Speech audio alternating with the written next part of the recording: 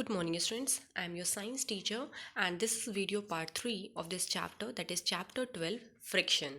So students, in the previous video part we have already discussed about what is friction, types of friction, that is static friction, sliding friction, rolling friction, factors affecting friction, friction in our lives, that is friction is needed and where friction is not needed, right? So today we are going to discuss about reducing friction.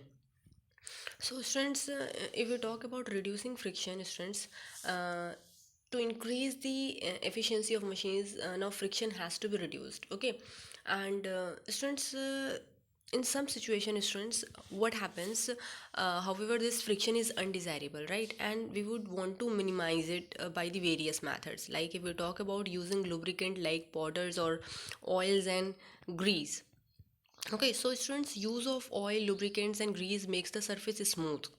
Right now in machines, this friction is reduced by using these things, and when oil, grease or lubricant is applied between the moving part of a machine, then students, a thin layer is formed there.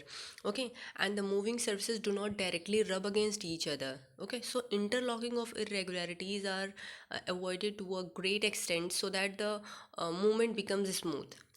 Right now, using rollers or wheels. So students, if we talk about this, if we talk about this roller or ball bearings, so these are made in various designs to reduce friction. They reduce friction because rolling friction is a smaller than sliding friction, and these bearings are also lubricated to further improve their function.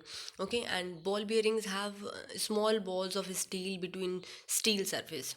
Right now, if we use ball bearings, just now I have explained this, and students, live if we talk about by sprinkling a soft slippery line powder on the surface. So students, in this small quantity of talcum powder on a wooden surface of carom board reduces friction between striker and carom board surface. Okay, and students, if we talk about by polishing the surfaces, so rough surfaces can be made smooth by polishing. It will reduce friction, and polishing removes hills and valleys from the surfaces. Now students, if the surfaces that are in contact are rough, so there is more friction, and here to reduce friction, the surfaces in contact are kept smooth and polished. So you can observe student that if the two surfaces in contact are of same metal, the friction increases on polishing the two surfaces. So this is why the bearings and the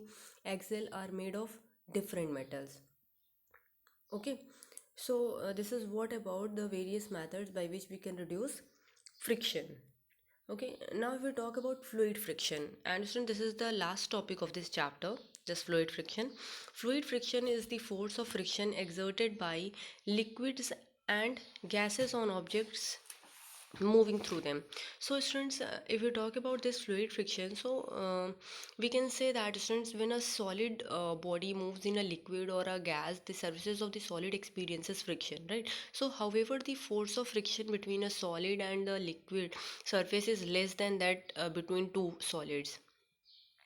So the force of friction between a solid surface and a gas is less than that between a solid and a liquid surface. So air is the most common gas and water is the most common liquid in our daily life, right?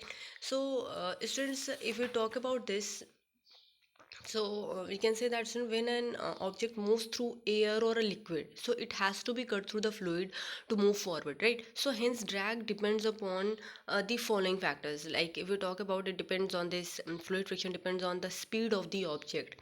So students, if we talk about the speed of the object, so we can say that student, an object moving with high speed in a fluid will experience more drag. So student, for this reason students, you must have seen the meteors entering a earth's surface burn, right? So students, this in turn to produce excessive heat and burns the meteor. Now if we talk about the shape of the object, so students, while moving in a fluid, an object has to cut through its surface, right? So students, just imagine if boats were the same shape of a bus. You must have seen students, the planes also have streamline shaped bodies, right? The streamline, see student, this streamline shape helps to reduce the drag on an object, right? So for this reason students, all ships, boats and aeroplanes have a streamline shape.